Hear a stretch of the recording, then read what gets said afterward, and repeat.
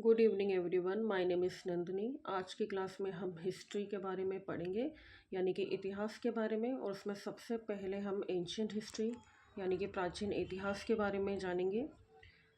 इसमें पहला टॉपिक है हड़प्पन सिविलाइजेशन, जिसे आप सिंधु घाटी सभ्यता के नाम से जानते हैं या फिर इंडस वैली सिविलाइजेशन के नाम से भी जानते हैं।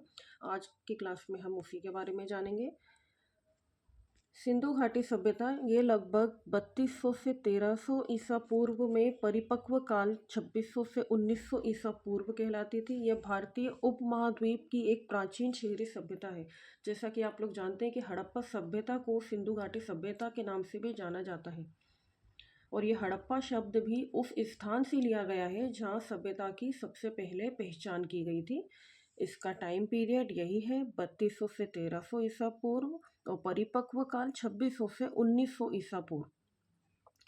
जैसा कि मैं पहले अभी बता चुकी हूँ कि इसे हड़प्पा सभ्यता भी कहा जाता है। और 1900 ईसा पूर्व के आसपास इसका पतन यानी कि डिक्लाइन होना शुरू हुआ था। 1400 ईसा पूर्व के आसपास यह लुप्त यानी कि ख़त्म हो चुकी थी। इंग्लिश में देख लीजिए, Indus valley civilisation was established around 3300 BC and it flourished between 2600 BC and 1900 BC, which is known as mature Indus Valley civilization. And then it starts declined around 1900 BC, यानी कि 1900 BC के around इसका पतन यानी कि decline होना शुरू हुआ था और 1400 BC तक ये लुप्त हो चुकी थी। इसके 3 फेज होते हैं, उनके बारे में हम जान लेते हैं। 3 फेसेस होते हैं। तो पहला फेज इसका होता है आरंभिक या प्राक हड़प्पा सभ्यता, जिसे आप इंग्लिश में अर्ली या फिर प्री हड़प्पन सिविलाइजेशन कहते हैं। आरंभिक या फिर प्राक हड़प्पा सभ्यता, जिसे आप इंग्लिश में कहते हैं अर्ली या फिर प्री हड़प्पन सिविलाइजेशन। अर्ली या प्री हड़प्पन सिविलाइजेशन। इसका टाइम पीरियड क्या है तो वो भी आप लोग नोट डाउन कर लीजिएगा। 3200 से 2600 BC ये पहला फेज है हड़प्पा या सिंधु घाटी सभ्यता के, जिसके 3 चरण होते हैं। पहला चरण है आरंभिक या फिर प्राक हड़प्पा सभ्यता, इंग्लिश में जिसे कहते हैं अर्ली या फिर प्री हड़प्पन सिविलाइजेशन। इसका कार्यकाल है 3200 से 2600 BC, ये आपको याद होना चाहिए। फिर इसके बाद आता है सेकंड, जिसे कहते हैं परिपक्व या फिर हड़प्पा सभ्यता। आप लोग चाहे तो नोट डाउन करते चलें, परिपक्व या फिर हड़प्पा सभ्यता जिसे कहते हैं।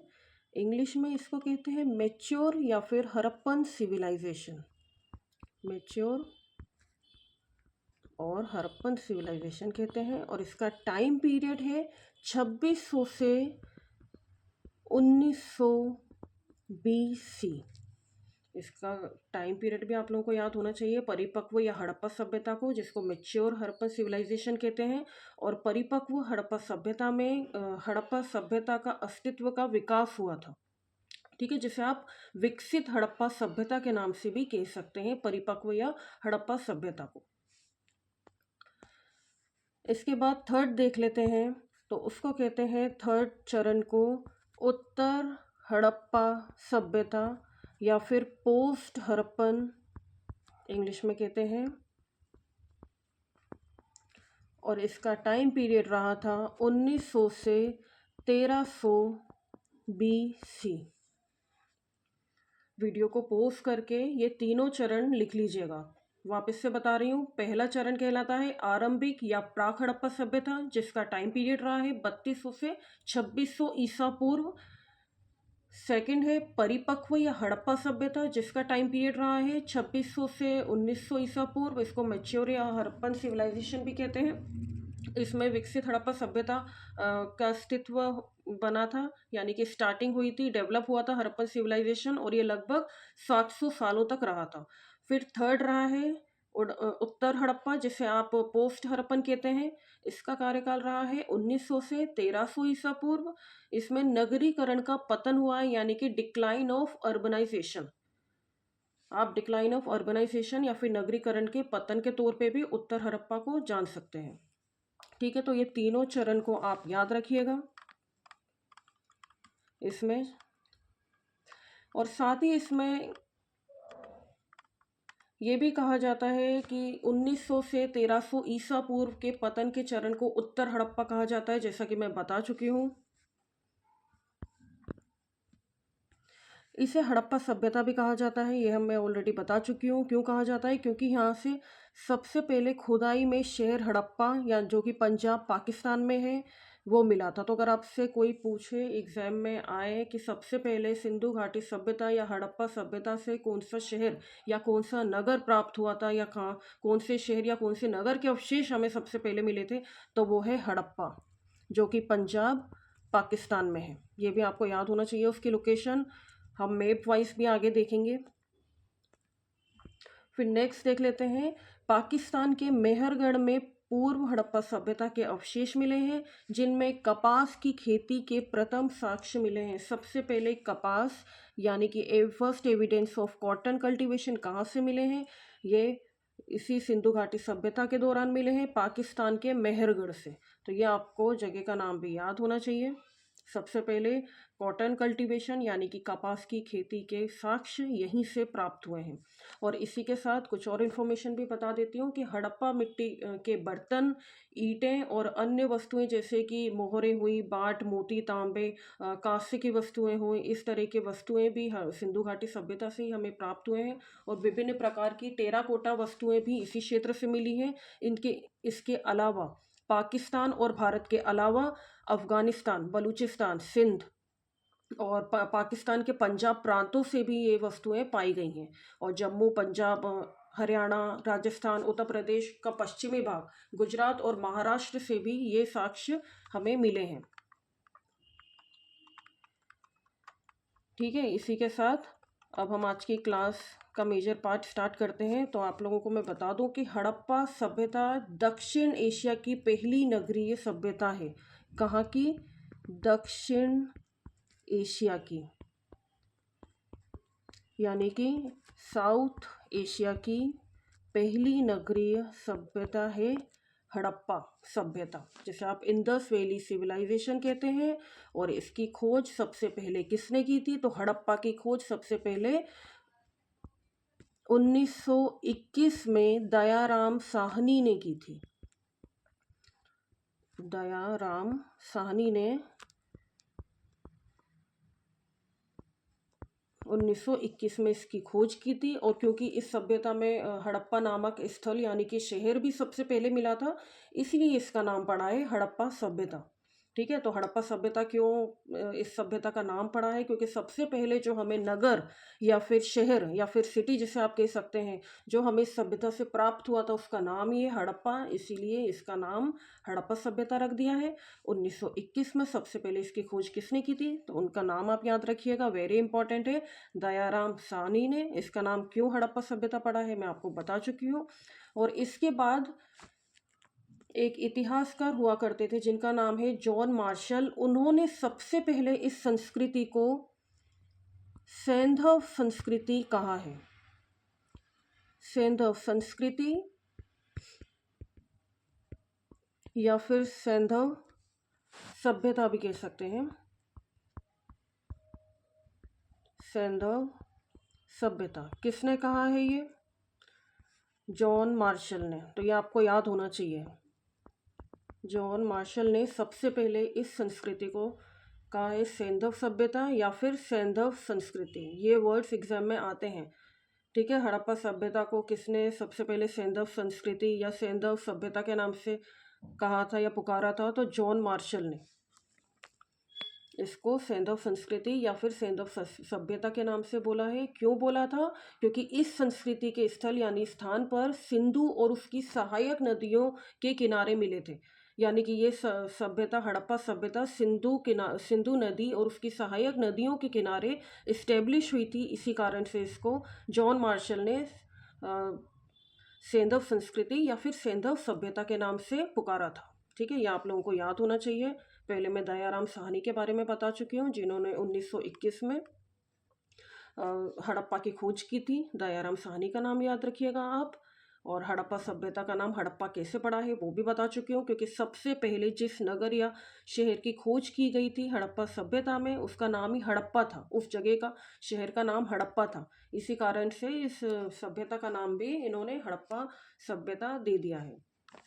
ठीक है, तो सबसे पहले आप यही याद रखिएगा, किसने खोज की थी, कब की थी, 1921 में की थी। दयाराम साहनी ने सर्वप्रथम यानी कि सबसे पहले हड़प्पा की खोज की थी। ठीक है, और इसके बाद इसका नाम सेंधव संस्कृति या फिर सेंधव सभ्यता रखा गया है। किसने बोला था ऐसा? जॉन मार्शल ने बोला था। क्यों कहा गया था ऐसा? क्योंकि इस संस्कृति में जो स्थल है वहाँ पर सिंधु और उसकी सहायक नदी मिलती है। ठीक है, सिंधु या फिर उसके सहायक नदियों के किनारे ही यह स्थल, यह सभ्यता पाई गई है, इसलिए इसको सेंधव या फिर सेंधव संस्कृति या फिर सेंधव सभ्यता के नाम से जाना जाता है। चलिए, ये 2 पॉइंट्स क्लियर हो गए हैं। तो अब हम नेक्स्ट देखते हैं। इसके बाद जॉन मार्शल की अपनी एक पुस्तक है जिसका नाम है Mohenjodaro and the Indus civilisation. ठीक है, कई बार ये पूछ लेंगे कि Mohenjodaro and the Indus civilisation किसकी पुस्तक का नाम है, तो वो जॉन मार्शल की पुस्तक थी, जिसमें उन्होंने कहा था कि भविष्य में यानी कि इन फ्यूचर अगर सिंधु घाटी से बाहर स्थल मिलते हैं, यानी कि सिंधु नदी के बाहर कोई स्थल मिलते, तो इसका नाम फिर भारतीय सभ्यता रखा जाता। ठीक है, जैसे कि मैं इससे पहले आपको बता चुकी हूँ कि इसका नाम सेंधव संस्कृति रखा गया है या सेंधव सभ्यता, लेकिन भारतीय सभ्यता भी हो सकता था। ऐसा किसने कहा है? जॉन मार्शल ने कहा है अपनी पुस्तक। जॉन मार्शल ने कहा है, पुस्तक का नाम आप लोग चाहें तो नोट डाउन कर सकते हैं, Mohenjodaro and the Indus civilisation.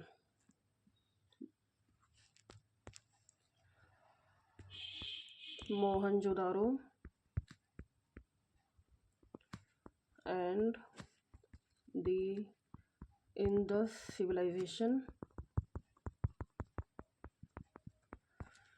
ये जॉन मार्शल की पुस्तक है।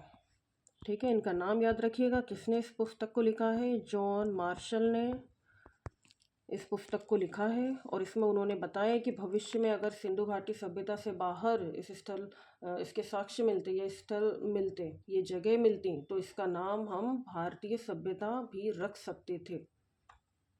ठीक है, ये आप लोग याद रखिएगा, इनके बारे में पूछा जाता है। कई बार ये वैज्ञानिकों के नाम दे देंगे, जिन्होंने अलग अलग वैज्ञानिकों ने हमारी सिंधु घाटी सभ्यता के बारे में अलग अलग अपने विचार दिए हैं। इसी के साथ ही अब नेक्स्ट देख लीजिए, हड़प्पा सभ्यता को कांस्य युगीन सभ्यता भी कहा जाता है, यानी कि ब्रोंज एज सिविलाइजेशन। ये कुछ फैक्ट्स हैं, इसमें मैंने नहीं लिखवाए हैं अभी, लेकिन मैं बता रही हूँ, आप चाहें तो नोट डाउन कर सकते हैं वीडियो को पॉज करके, जो जो मैं बता रही हूँ और यहाँ टाइप करके लिख रही हूँ, आप उसको लिख कर बता रही हूँ, आप उसको चाहे तो लिख सकते हैं। जैसे कि हड़प्पा सभ्यता को क्या बोला गया है? कांस्य युगीन सभ्यता या फिर ब्रोंज एज सिविलाइजेशन, इंग्लिश में सिविलाइजेशन। ठीक है, ये बोला गया है हड़प्पा सभ्यता को। और ऐसा क्यों बोला गया है? क्योंकि यहाँ से कांसा, यानी कि जिसे आप तांबा और टिन का मिश्रण होता है ना, कांसा, ये सबसे पहली बार यहीं इसी सभ्यता में प्रयोग किया गया था, यूज़ किया गया था।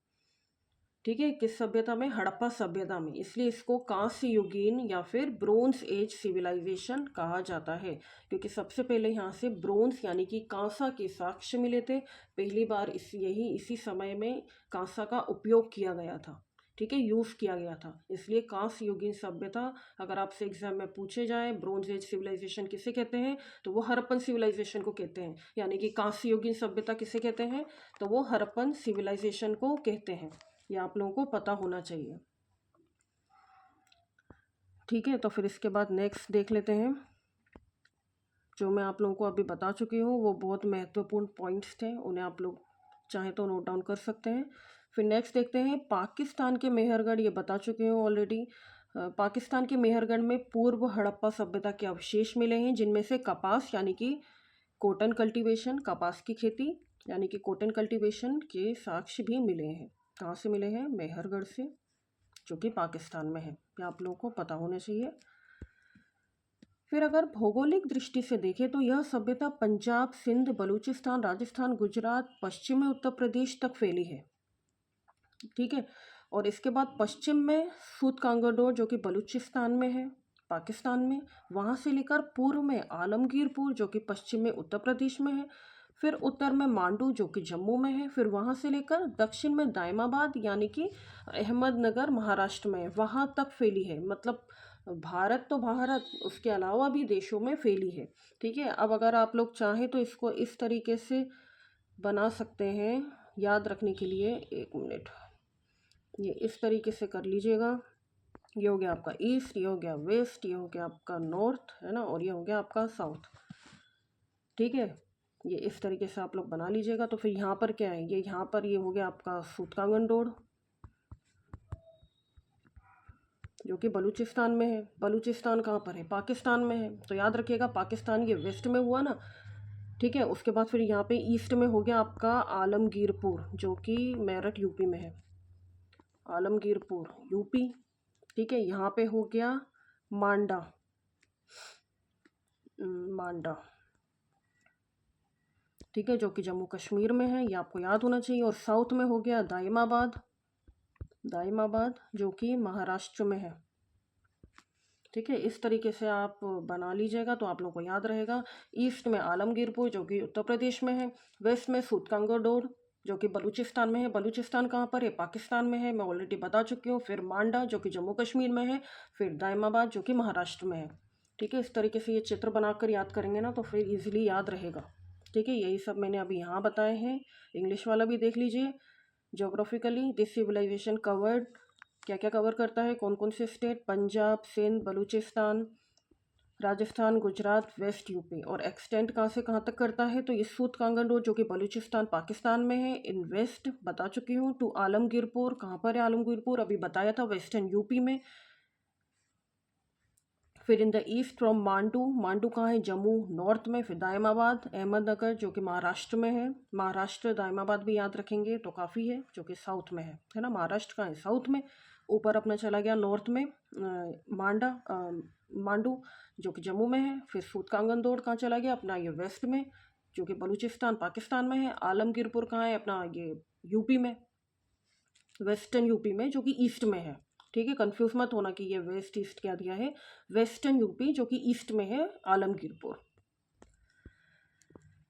या आप देख लीजिएगा मैप में। ठीक है। ये हमारा इंडिया, ये इंडिया के बाहर मोहनजोदाड़ो पाकिस्तान में है। हड़प्पा पाकिस्तान में है। ये हड़प्पा रावी नदी के किनारे, ये अभी हम आगे पढ़ेंगे कौन सा शहर किस नदी के किनारे है। बाकी ये राखीगढ़ी, मांडा अभी बताया था मैंने, नॉर्थ में जम्मू कश्मीर में। ये कालीबंगन, बनावली, ये सब। ये नीचे चाहुदाड़ो, आमरी आ गया। ये सिंध नदी बह रही है, सतलज। ये झेलम, चेनाब। ठीक है। ये यहीं रुक के थोड़ा सा देख लीजिए। ये इस लाइन के इस तरफ वाला पार्ट ये पाकिस्तान हो गया, ये हमारा ये भारत हो गया। ठीक है। इसको पोस्ट करके पूरा देख लीजिएगा, ये नीचे तक है। धोलावीरा भी है, रंगपुर, लोथल, ये सब हम आगे पढ़ेंगे। ठीक है। अब मैं आपको थोड़ा सा बता देती हूँ कि सिंधु घाटी सभ्यता के कुछ महत्वपूर्ण स्थल हैं। ठीक है। इनके बारे में अभी मैं एक एक चीज़ डीप में बता दूंगी। जैसे कि भारत में अगर देखें तो कालीबंगन जो कि राजस्थान में है, लोथल, धोलावीरा, रंगपुर, सुक्तडोरा ये गुजरात में है, बनावली हरियाणा में है, रोपड़ पंजाब में है। और पाकिस्तान में अगर देखें तो हड़प्पा जो कि रावी नदी के किनारे है, मोहनजोदाड़ो सिंध में सिंधु नदी के किनारे है, और चांदहोदाड़ो ये भी सिंध में, ये सब पाकिस्तान में है। तो भारत में कौन कौन से हैं, कौन कौन से शहर हैं, और पाकिस्तान में कौन कौन से हैं, ये आपको पता होना चाहिए। ये इंग्लिश में भी देख लीजिए। In India Kalibangan that is in Rajasthan, Lothal, Dholavira, Rangpur, Surkotada are in Gujarat, Banawali is in Haryana, Ropar is in Punjab, and in Pakistan Harappa is on river Ravi, Mohenjodaro on the Indus river in Sindh, and Chanhudaro is in Sindh.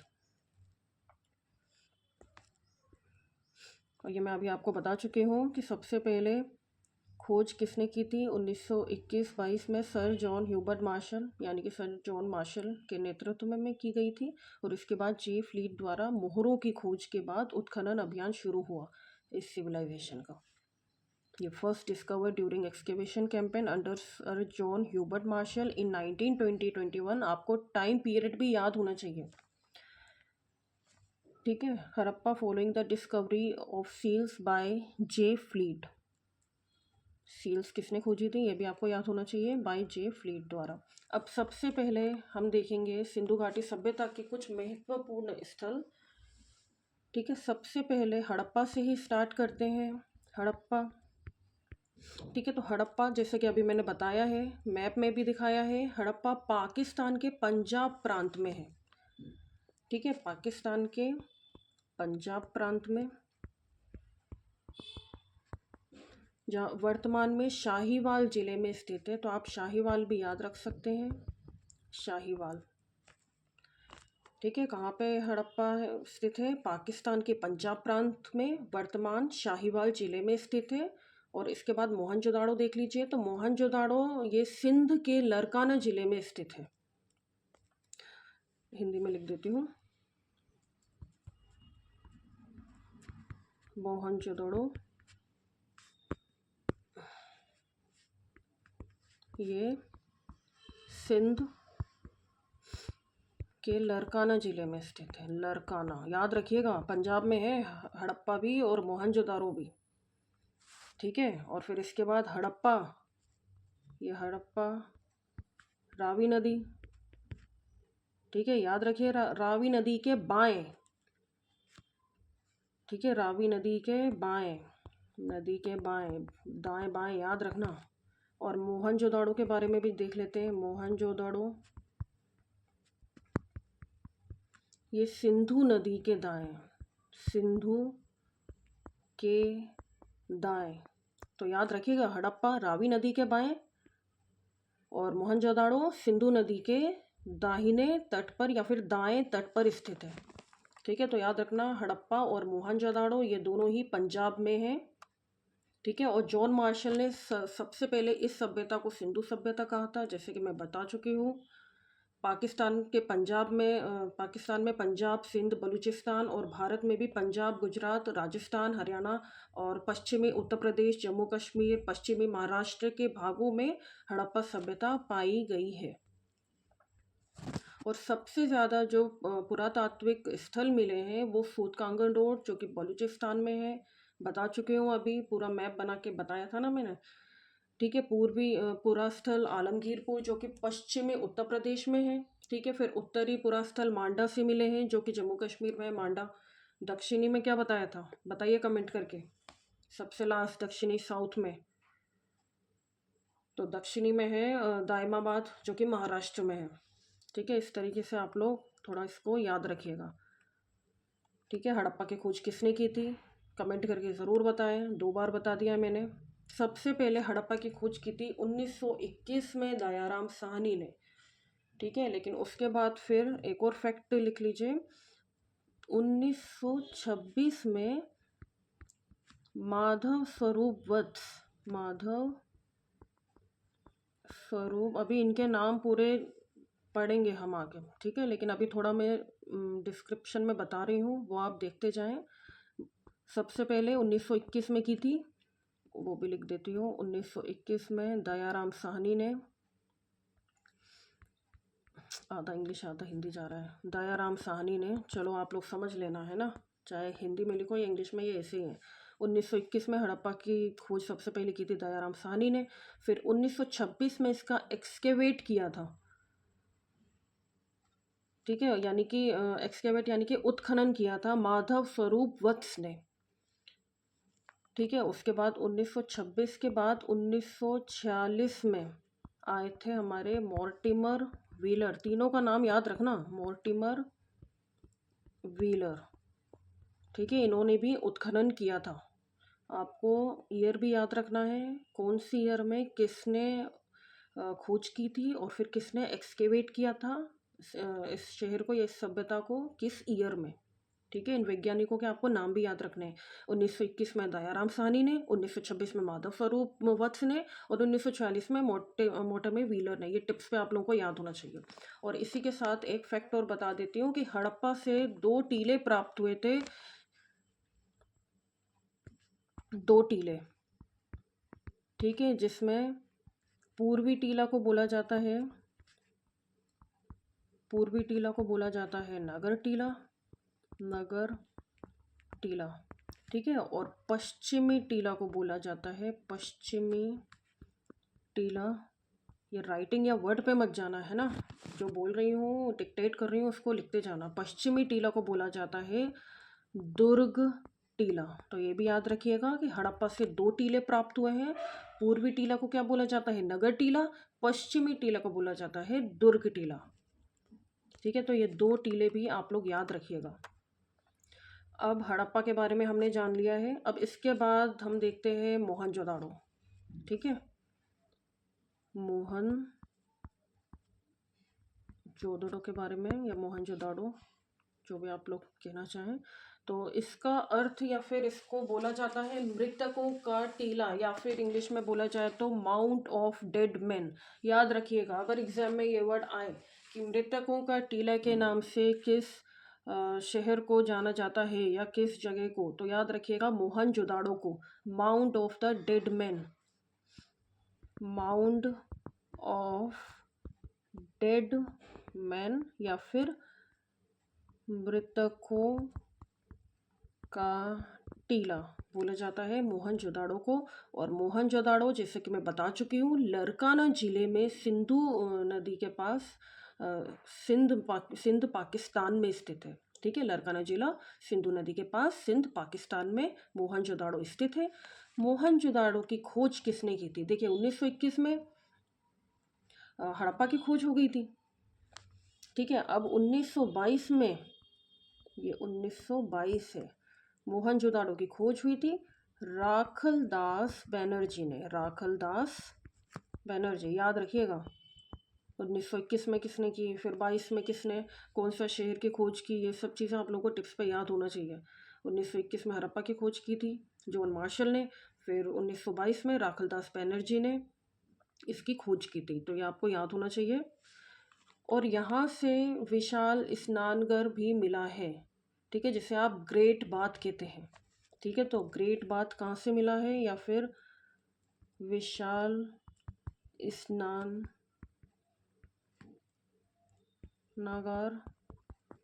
या फिर ग्रेट बाथ, ग्रेट बाथ ये हमें मिला है मोहनजोदाड़ो से। और मोहनजोदाड़ो को बोला जाता है मृतकों का टीला या फिर माउंट ऑफ डेड मैन। खोज किसने की है मोहनजोदाड़ो की? तो इसकी खोज की है 1922 में राखलदास बनर्जी ने। ये हमारे 3 फैक्ट हो गए जो कि बहुत इंपॉर्टेंट थे। ठीक है, इसके साथ ही कुछ अन्य अवशेष भी मिले हैं। ठीक है, जिसे आप इंग्लिश में रिमेन्स कहते हैं। कुछ अन्य अवशेष भी मिले हैं, जिसमें से कांसे की नृत्य करती हुई नारी की मूर्ति मिली है, कुछ पुजारी की मूर्ति मिली है, कुछ मुद्राएं मिली हैं, पशुपतिनाथ जिन्हें शिव कहते हैं, शिव जी की मूर्ति के साक्ष्य भी मिले हैं। तो ये सब कहाँ से मिले हैं? मोहनजोदाड़ो से, याद रखिएगा। ठीक है, कुछ अन्य अवशेष मिले हैं, कांस्य की नृत्य करती हुई मूर्ति मिली है नारी की, पुजारी की मूर्ति मिली है, मुद्रा पर अंकित किए गए शिव यानी कि पशुपतिनाथ की मूर्ति के साक्ष्य मिले हैं। ठीक है, इसके बाद 1935 में, यानी कि 1935 में इसका उत्खनन किसने किया था, यानी कि एक्सकेवेट किसने किया था मोहनजोदाड़ो का? तो वो किया था मैकई ने। ठीक है, इनका नाम याद रखिएगा, पूछा जा सकता है। मैकई ने किसका एक्सकेवेट या उत्खनन किया था, कौन से शहर का? तो मोहनजोदाड़ो का किया था 1935 में। ठीक है, 1935 में। और सबसे पहले, इनसे भी पहले इसकी खोज मोहनजोदाड़ो की सर्वप्रथम खोज 1931 में की थी MG मजूमदार ने। ठीक है, तो मजूमदार का भी आप नाम याद रखिएगा, 1931 में। फिर इसके बाद इसका उत्खनन यानी कि एक्सकेवेट किया था मोहनजोदाड़ो का 1935 में मकई ने। 1931 में MG मजूमदार ने, लिख देती हूँ मैं, 1931 में MG मजूमदार ने किया था। ठीक है, ये याद रखिएगा। और फिर 1931 में मई नहीं किया था मोहनजोदाड़ो का उत्खनन यानी कि एक्सकेवेशन जिसे आप कहते हैं। ठीक है, तो ये अब मैं हटा देती हूँ। फिर मोहनजोदाड़ो हो गया, हड़प्पा हो गया। अब थर्ड हम देख लेते हैं कालीबंगन। कालीबंगा जिसे आप कहते हैं। ठीक है, कालीबंगा कहाँ है? राजस्थान में है। राजस्थान में कहाँ है? हनुमानगढ़ जिला में है। ये लिखते जाइए आप लोग वीडियो को पोस्ट करके। ठीक है, हनुमानगढ़ जिला। हनुमानगढ़ जिला कहाँ है? राजस्थान में।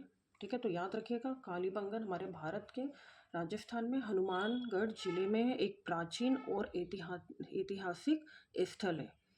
ठीक है, यहाँ सिंधु घाटी सभ्यता के महत्वपूर्ण अवशेष भी यहीं से प्राप्त हुए हैं। कालीबंगा जो है एक छोटा सा नगर है। ठीक है, और यहाँ से इसको हटा देती हूँ। कालीबंगा से 7 अग्निकुंड के साक्ष्य मिले हैं, जिसे आप इंग्लिश में 7 फायर पिट्स कहते हैं। ठीक है, 7 फायर पिट्स कहाँ से मिले हैं? कालीबंगा से। याद रखिएगा, 7 फायर पिट्स यानी कि 7 अग्निकुंड के साक्ष्य अगर पूछे जाएं एग्जाम में तो वो कालीबंगा से मिले हैं। ये सब लिखते जाएं।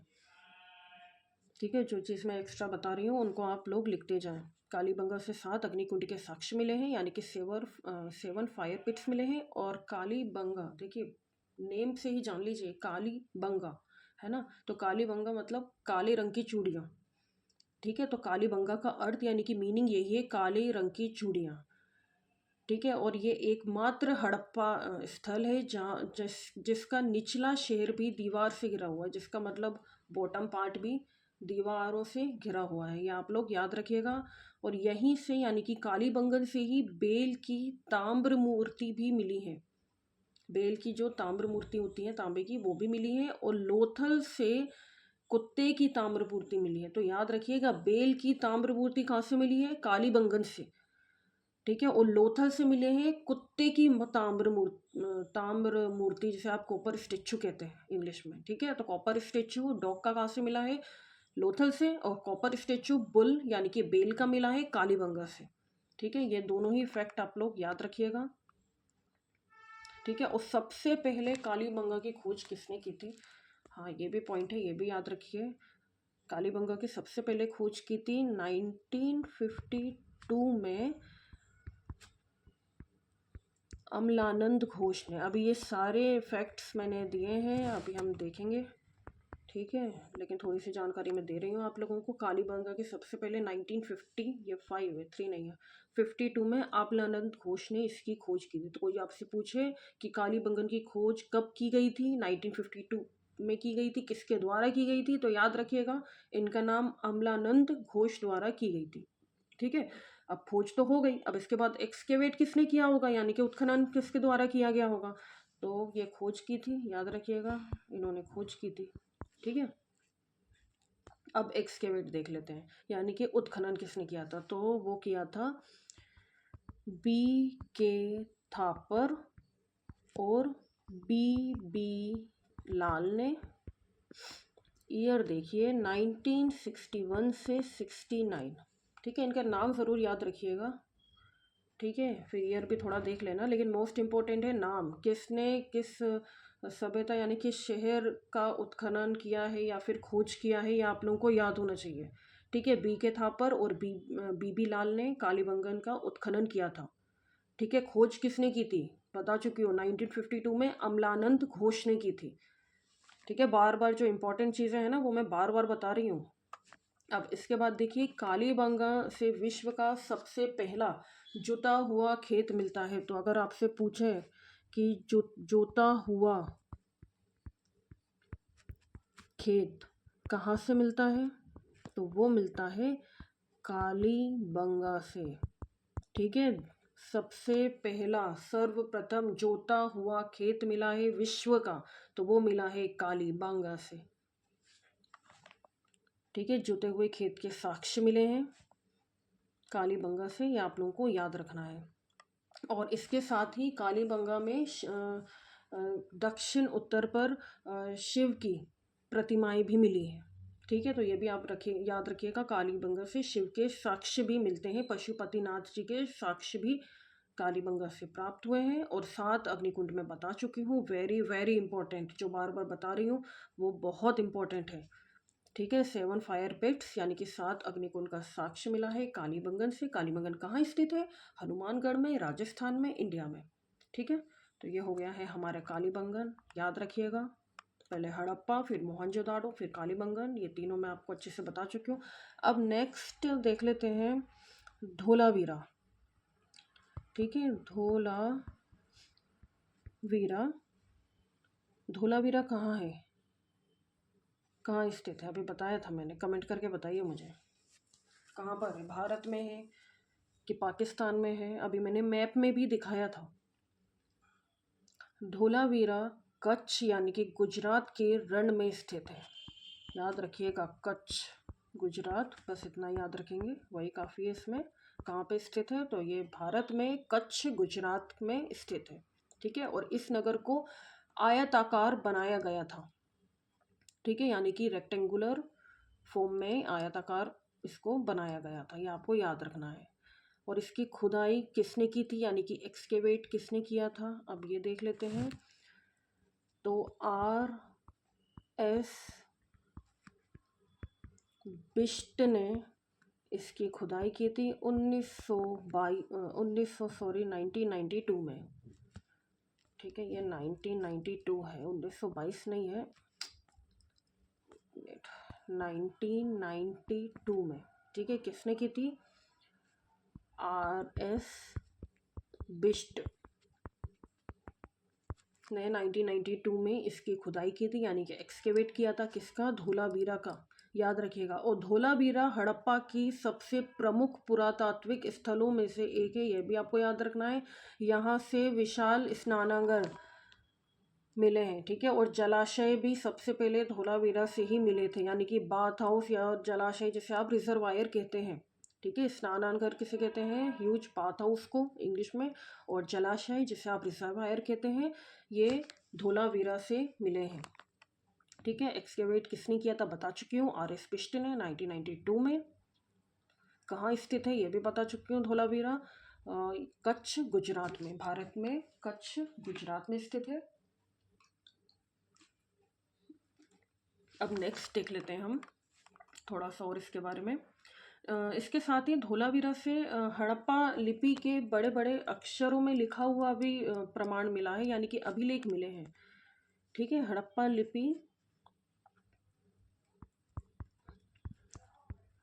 लिपि के साक्ष्य, ये भी लिख लीजिएगा।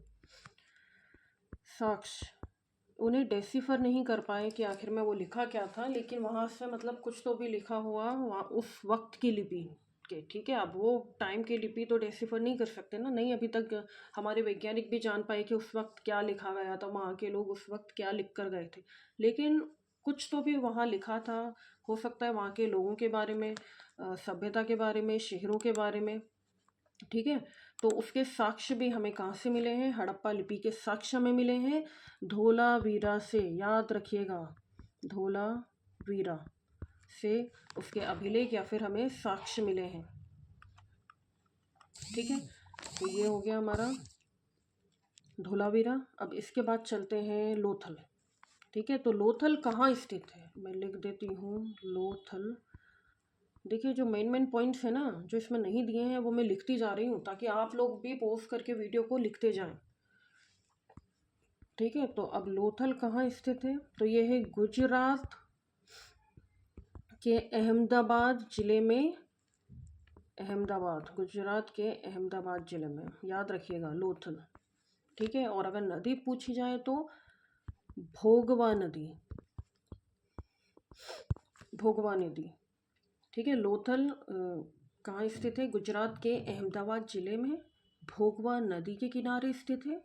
ठीक है, एक तो ये पॉइंट आप लोग याद रखिएगा। और साथ ही इसकी खोज किसने की थी? सबसे पहले तो इसकी खोज की थी 1954 में S.R. राव ने की थी खोज लोथल की। ठीक है, तो याद रखिएगा 1954 में SR राव ने लोथल की सबसे पहले खोज की थी। और लोथल की एक प्रमुख विशेषता भी है। वो विशेषता क्या है बताइए? आप लोगों ने अगर पढ़ा होगा, थोड़ा बहुत जानते होंगे, तो लोथल की अपनी एक प्रमुख विशेषता है, ठीक है, इम्पोर्टेंट फीचर है। तो और वो क्या है? तो वो है, इसको हटा देती हूँ, डॉकयार्ड। डॉकयार्ड इंग्लिश में, और हिंदी में इसको बोला जाता है बंदरगाह। तो आपसे पूछा जाए कि डॉकयार्ड कहाँ मिला था या फिर बंदरगाह कहाँ मिला है, तो वो मिले हैं लोथल में। ठीक है, ये आप लोग याद रखिएगा। और इसी के साथ घोड़े की कुछ हड्डियों के साक्ष्य भी मिले हैं। ठीक है, घोड़े की हड्डियों के साक्ष्य कहाँ से मिले हैं? तो ये भी मिले हैं लोथल से। ठीक है, पॉइंट वाइज लिखते जाइए क्या क्या मिला है लोथल से। ठीक है, घोड़े की हड्डियों के साक्ष्य मिले हैं, बंदरगाह यानी कि डॉकयार्ड यहीं से प्राप्त हुआ है। ठीक है, कहाँ पे ये स्थित है? तो ये अहमदाबाद ज़िले में स्थित है, गुजरात में। ठीक है, किस नदी के किनारे? भोगवा नदी के किनारे।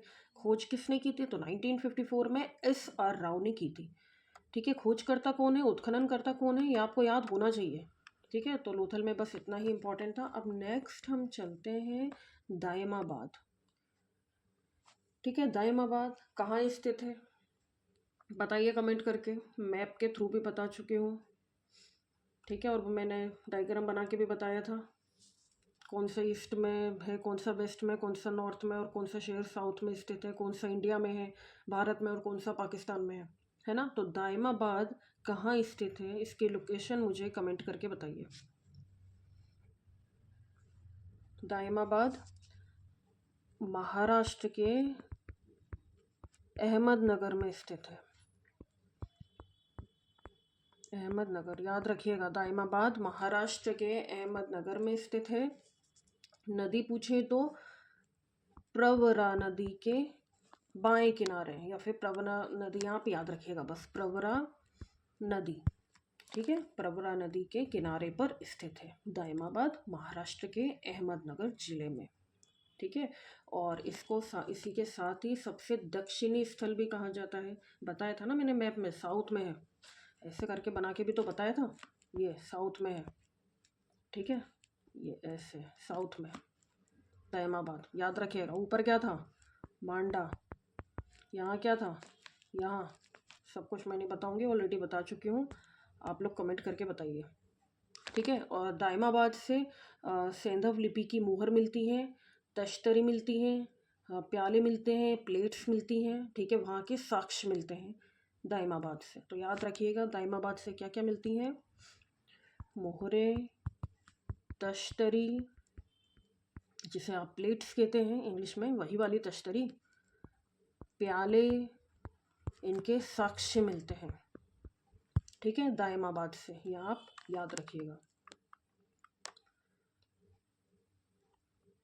ठीक है, इसकी खोज किसने की थी बता चुकी हूँ। खोज किसने की थी, अब उत्खनन किसने किया था ये भी थोड़ा सा आप देख लीजिए। तो 1976 से 79 के बीच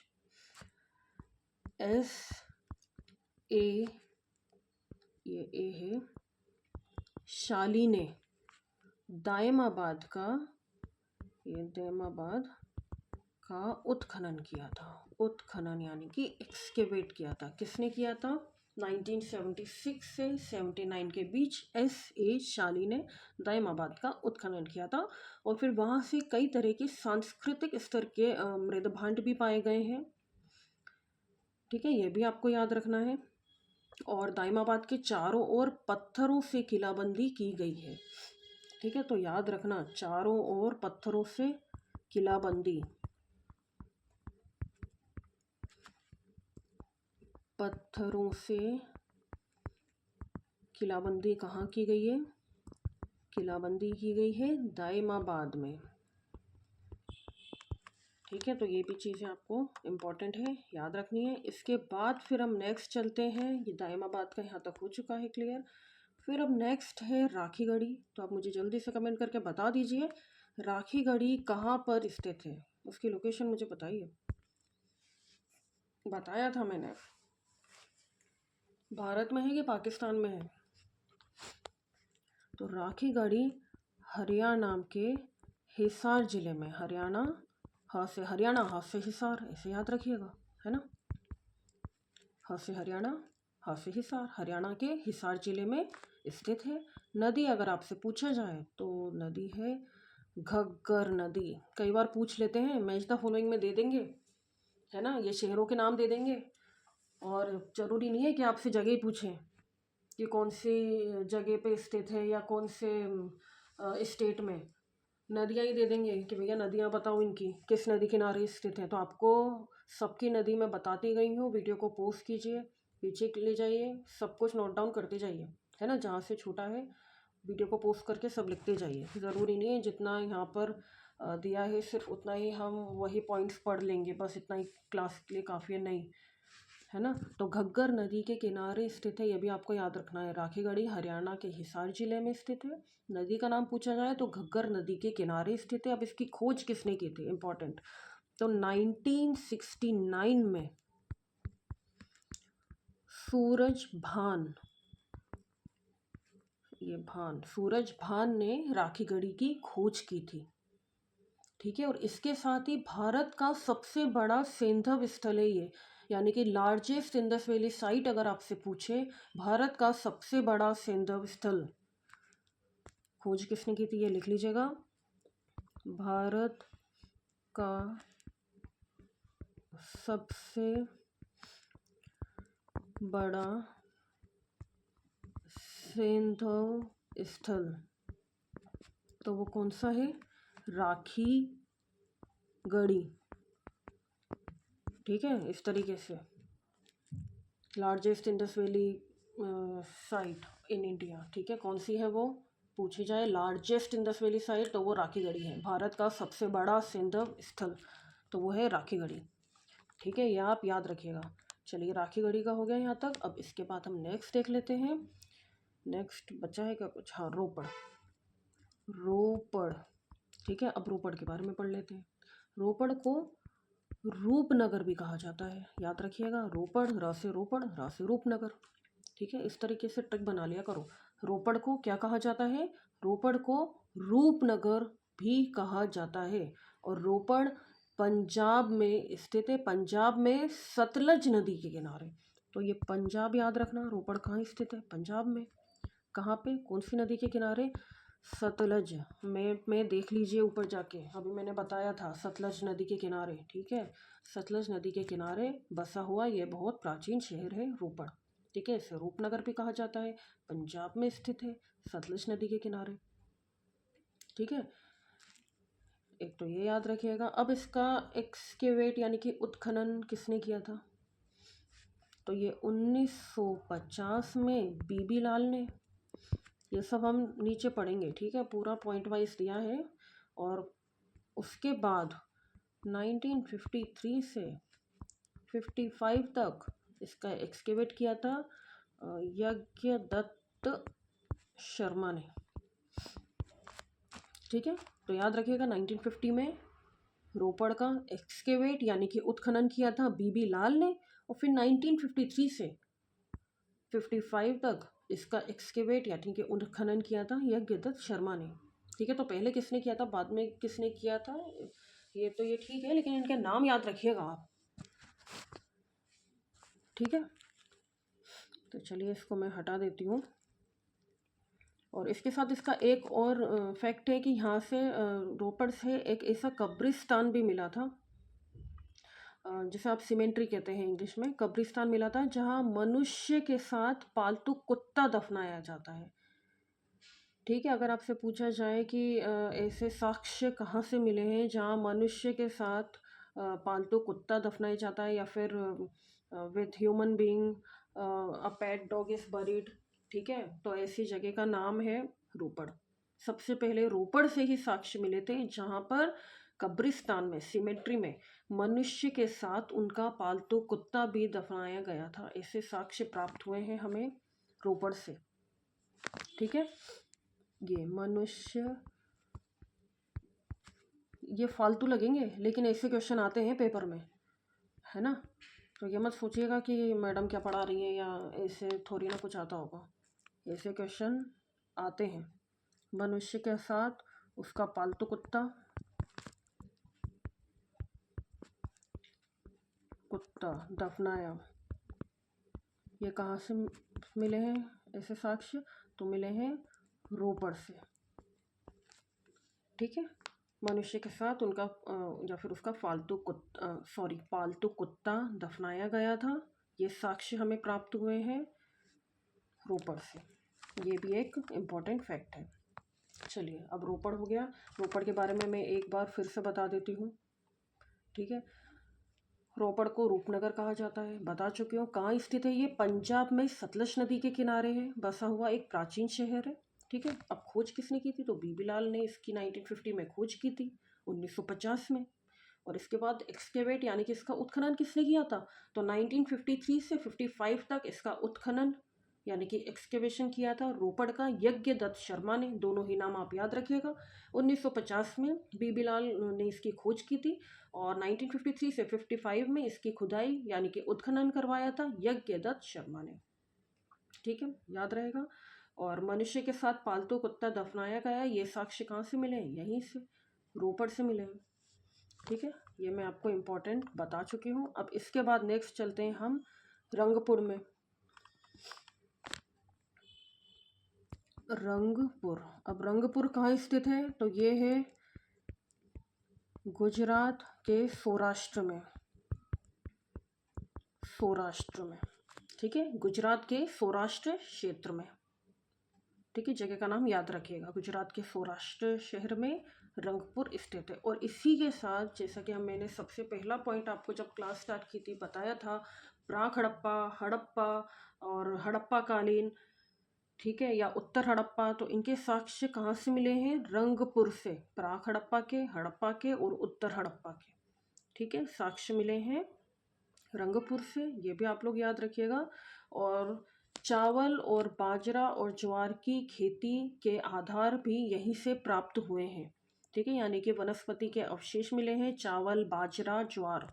तो याद रखिएगा, ये रंगपुर से हमें अवशेष किस किस चीज़ के मिले हैं? चावल,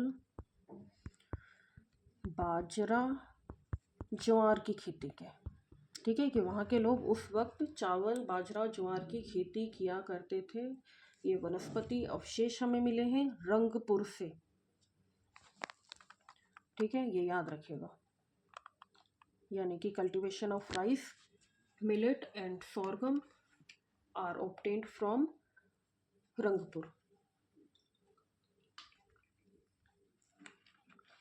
चलिए नेक्स्ट चलते हैं हम बनावली, ठीक है। बनावली लिख देती हूँ यहाँ पे। देखिए, एक एक शहर के बारे में मैं बता रही हूँ, है ना, ज़रूरत नहीं है सब कुछ यहाँ लिखा हुआ हो। जो बता रही हूँ उसको आप पॉइंट वाइज लिखते जाइए, ठीक है। अब बनावली कहाँ पे स्थित है? तो ये हरियाणा के हिसार में स्थित है, ठीक है, ये याद रखिएगा। बनावली कहाँ स्थित है? ये हरियाणा के हिसार में स्थित है। और इसका फिर अब उत्खनन देख लेते हैं, ठीक है। सबसे पहले तो 1973 से 74 में R.S. बिष्ट, बनावली के बारे में पढ़ रहे हैं हम, ठीक है। R.S. बिष्ट ने इसका उत्खनन करवाया था यानी कि एक्सकेवेट किया था, ठीक है। खोज कौन करता है या फिर एक्सकेवेट कौन करता है, उनके नाम आपको याद रखने ही रखने हैं, ठीक है। बनावली हरियाणा के हिसार जिले में स्थित है, इसकी लोकेशन याद रखिएगा। और 1973 से 74 में R.S. बिष्ट ने इस स्थल का, इस जगह का उत्खनन यानी कि एक्सकेवेशन करवाया था, ठीक है। अब इसके बाद पक्की मिट्टी से बने हुए हल के साक्ष्य मिले हैं, ठीक है। पक्की मिट्टी के बने हल याद रखिएगा, जैसे आप इंग्लिश में कहते हैं ना क्ले, ये replica of a plough made of baked clay, पक्की मिट्टी बेक्ड क्ले, है ना, ये replica made of baked clay found from Banawali, याद रखिएगा। ठीक है, मिट्टी के बने हल के साक्ष्य हमें कहाँ से मिले? पक्की मिट्टी के बने हुए हल, तो ये मिले हमें बनावली से। तो याद रखिएगा, हल कहाँ से प्राप्त हुए? माँ के साक्ष्य बनावली से। ठीक है, बस इतना आप लोग याद रखिए। इसके साथ ही मदर गॉडेस जिन्हें कहते हैं, है ना, clay figure of mother goddess, यानी कि मिट्टी के आकार की मातृ देवी भी मिली है, उनके साक्ष्य भी मिले हैं, clay figure of mother goddess. ठीक है, एक तो ये याद रखिएगा, और खिलौने भी मिले हैं, मिट्टी के बने हुए खिलौने भी मिले हैं। तो कुल मिला के मिट्टी से बने हुए साक्ष्य मिले हैं कुछ वस्तुओं के, जैसे कि मातृ देवी हुई, मदर गॉडेस हुई, खिलौने हुए, मिट्टी के बने हल हुए। ठीक है, तो ये आप याद रखिएगा। इसके बाद नेक्स्ट देख लेते हैं हिसार। तो हिसार ऑलरेडी बता चुकी हूँ, हा से हिसार, हा से हरियाणा। हिसार कहाँ स्थित है? हिसार हरियाणा में स्थित है। किस नदी के किनारे? चलिए लिख के भी बता देती हूँ, हिसार हरियाणा में स्थित है। ठीक है, एक तो ये याद रखिएगा। अब नदी पूछी जाए तो किस नदी के किनारे? सरस्वती नदी के किनारे। ठीक है, उस वक्त सरस्वती नदी हुआ करती थी ना, अब लुप्त हो गई है, ये बात और है, पर सरस्वती नदी के किनारे एग्जाम में पूछा जाएगा तो यही पूछा जाएगा, कहाँ स्थित है? सरस्वती नदी के किनारे स्थित है। ठीक है, अब नेक्स्ट देख लेते हैं, तो इसकी खोज किसने की थी? हिसार की, है ना, भूल मत जाना क्या पढ़ रहे हैं, खोज हिसार मैंने लिख दिया है ब्रैकेट में।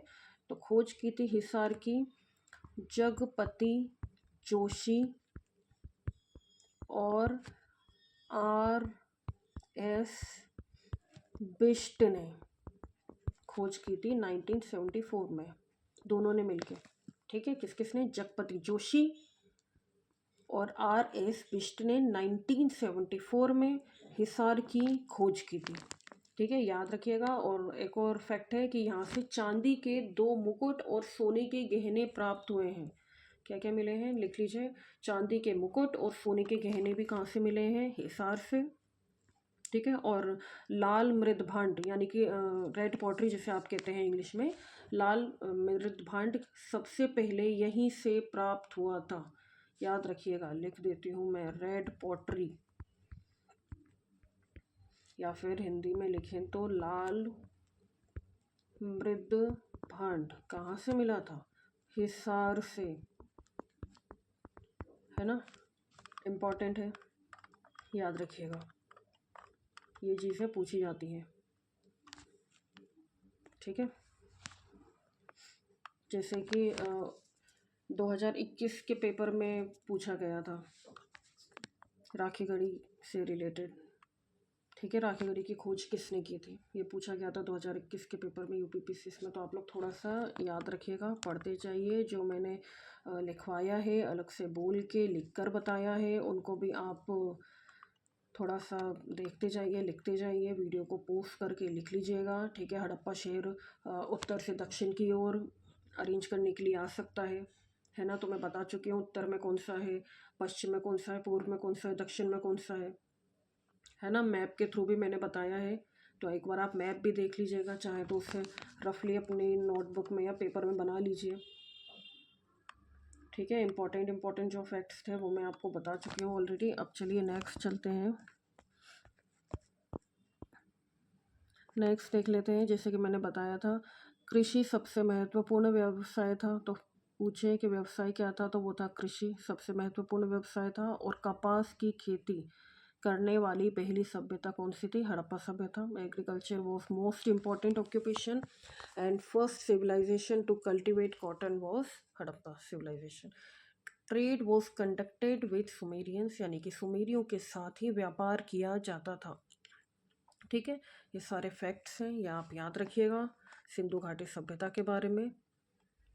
ठीक है, जितना मैंने इम्पोर्टेंट बताया है, शहरों के बारे में जो मैंने इम्पोर्टेंट बताया है, ये भी आप लोगों को याद रखना है। ठीक है, चलिए अब आगे चलते हैं। सिंधु घाटी सभ्यता और प्रमुख पुरातात्विक स्थल जो हम पढ़ चुके हैं, ठीक है, वो हम पूरा एनालिसिस करेंगे।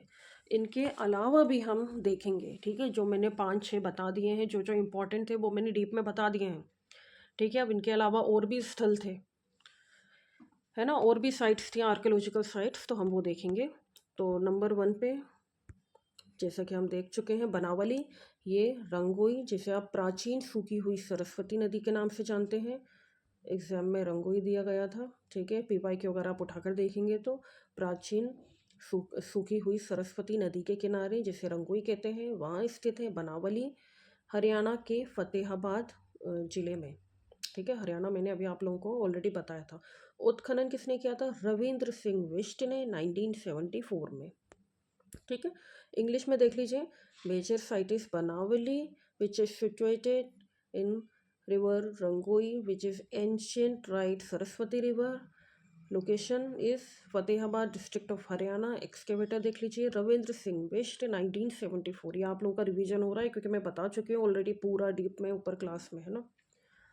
फिर सेकंड पे देख लीजिए कालीबंगन, बताया था घग्गर नदी के किनारे स्थित है। कहाँ पर है? राजस्थान के हनुमानगढ़ जिले में।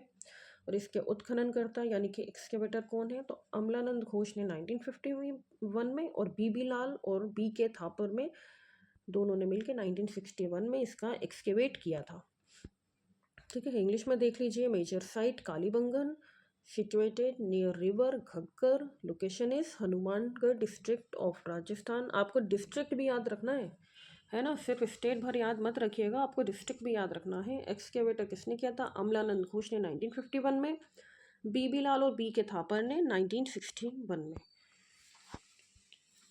ठीक है। अब थर्ड देख लेते हैं, मोहनजोदड़ो, बता चुके हैं ऑलरेडी। मृतकों को टीला भी बोला जाता है, यानी कि माउंट्स ऑफ डेड या माउंट्स ऑफ डेड मैन भी कह सकते हैं। ये सिंधु नदी के किनारे है, ठीक है, पाकिस्तान के सिंध प्रांत के लरकाना जिले में। तो याद रखिएगा, पाकिस्तान में मैप में हमने ऊपर देखा था। उत्खननकर्ता कौन है? तो राखिलदास बनर्जी ने 1922 में, फिर मकई ने 1927 में, फिर व्हीलर ने 1930 में इसका एक्सकेवेट किया था, यानी कि उत्खनन किया था। ये इंग्लिश में मोहनजोदारो, जैसे माउंट ऑफ डेड्स या माउंट्स ऑफ डेडमैन भी बोला जाता है, situated in river Indus, location is Larkana district of Sindh province of Pakistan. Excavator कौन कौन रहे हैं? तो राखलदास बनर्जी ने 1922 में, मैकई ने 1927 में, और व्हीलर ने 1930 में इसका एक्सकेवेट किया था। फिर फोर्थ देख लीजिए, चान्होदाड़ो, सिंधु नदी के किनारे स्थित है, सिंध प्रांत पाकिस्तान, नवाबशाह जिला में, ठीक है। तो आप सिंध प्रांत पाकिस्तान याद रखिएगा। उत्खननकर्ता कौन है? तो मैकई ने 1925 में, और एन जी मजूमदार ने 1931 में इसका एक्सकेवेट यानी कि उत्खनन किया था।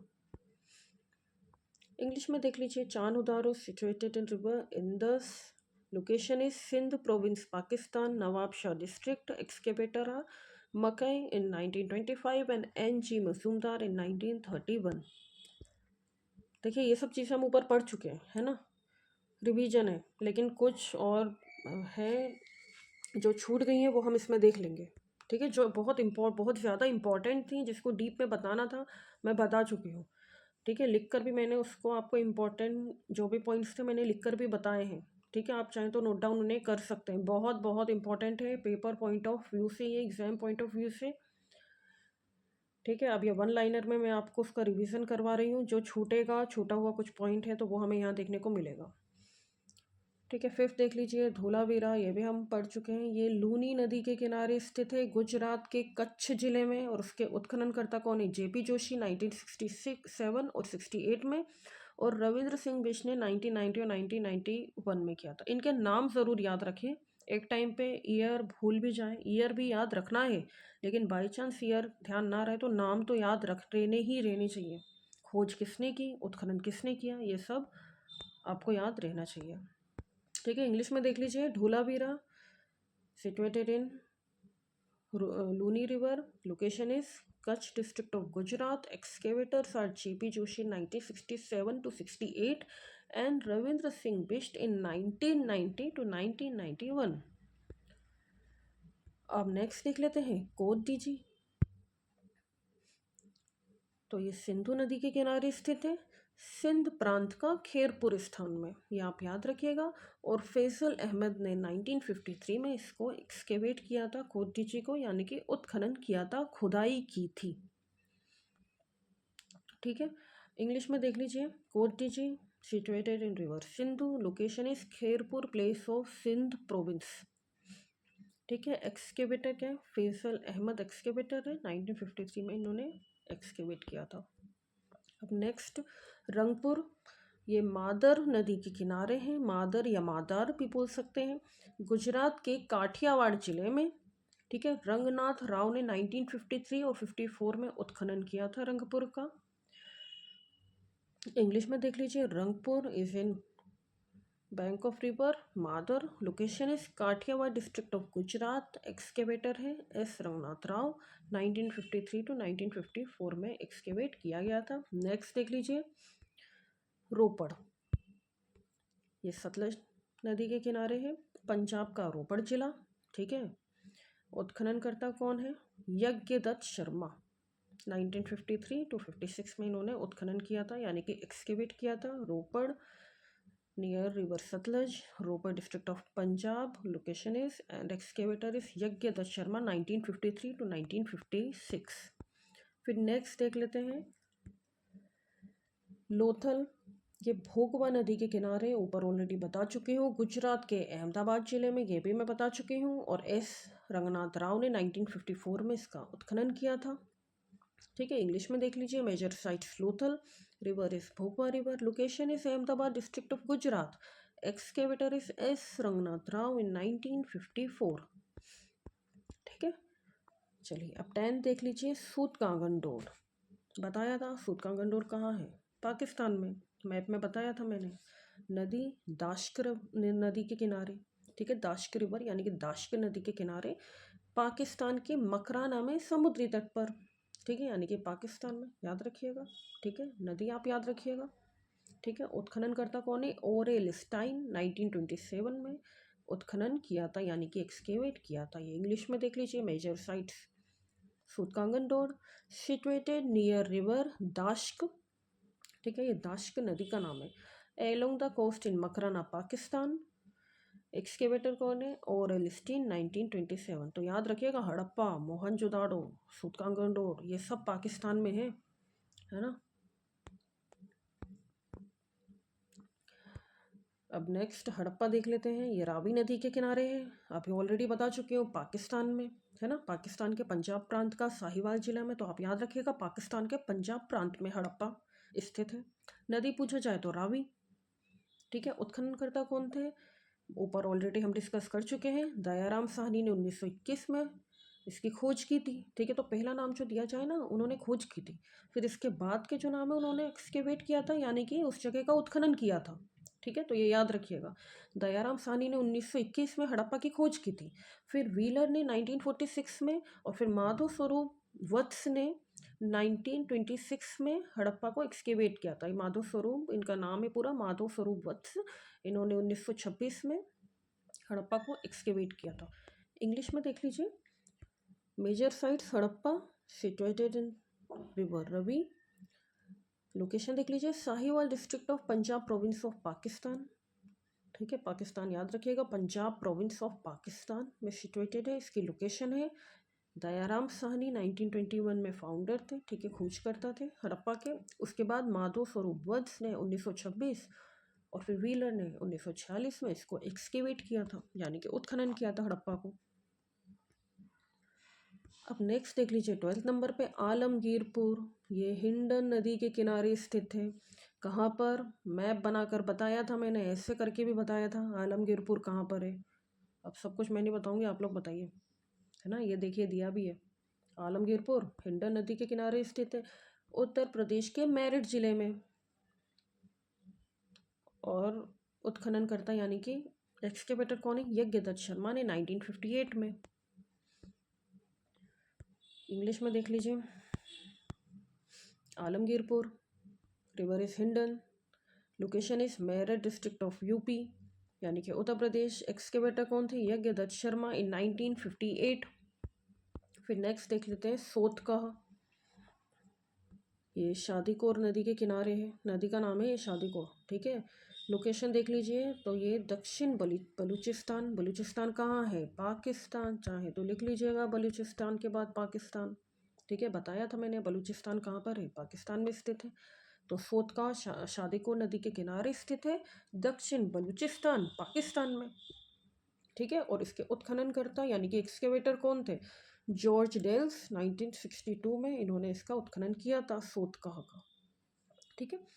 इंग्लिश में देख लीजिए, सोतका रिवर इज शादीकोर, ठीक है। अगर आपसे पूछे जाए किस नदी के किनारे स्थित है, तो शादीकोर, सोतका शादीकोर नदी के किनारे स्थित है, ठीक है। और लोकेशन है साउथ बलूचिस्तान। एक्सकेवेटर है जॉर्ज डेल्स, 1962 में एक्सकेवेट किया था, ठीक है। अब नेक्स्ट देख लीजिए, बुर्जहोम किस नदी के किनारे स्थित है? ऑलरेडी ऊपर बता चुकी हूँ, झेलम नदी के किनारे, ठीक है। और ये कश्मीर में है बुर्जहोम, और कश्मीर में खोजा गया ये नवपाषाणिक स्थल भी है, ठीक है। ये आप लोग याद रखिएगा। और उत्खननकर्ता कौन है? तो 1939 में डी टेरा और टी पैटरसन ने इसका पता लगाया था, यानी कि इसका उत्खनन किया था, ठीक है। फिर 1960 और 1971 के बीच भारतीय पुरातात्विक सर्वेक्षण के टी.एन. खजांची ने इसकी पहली बड़ी खुदाई की थी। तो इन दोनों का नाम आप याद रखिएगा, ठीक है। किस नदी के किनारे कहाँ स्थित है बुर्जहोम, ये भी आपको याद रखना है। इंग्लिश में देख लेते हैं, बुर्जहोम इसकी लोकेशन है कश्मीर, ऑलरेडी ऊपर बता चुके हूँ। And it is first Neolithic site discovered in Kashmir. Exam में पूछा जाए कि पहली या फिर फर्स्ट न्योलिथिक साइट कश्मीर की कौन सी है, तो वह है बुर्जहोम, ठीक है। कश्मीर में खोजा गया नवपाषाणिक स्थल कौन सा है, तो वो है यही, ठीक है। और उसके एक्सकेवेटर कौन है, तो 1939 by H.D. Terra, T.T. Paterson of a first major excavation under T.N. Khazanchi of archaeological survey of India between 1960 to 1971, ठीक है। अब इसी के साथ हमारी ये क्लास यहीं समाप्त होती है। मिलते हैं जल्द ही नेक्स्ट क्लास में। आपको ये क्लास कैसी लगी कमेंट करके ज़रूर बताएं। लाइक और शेयर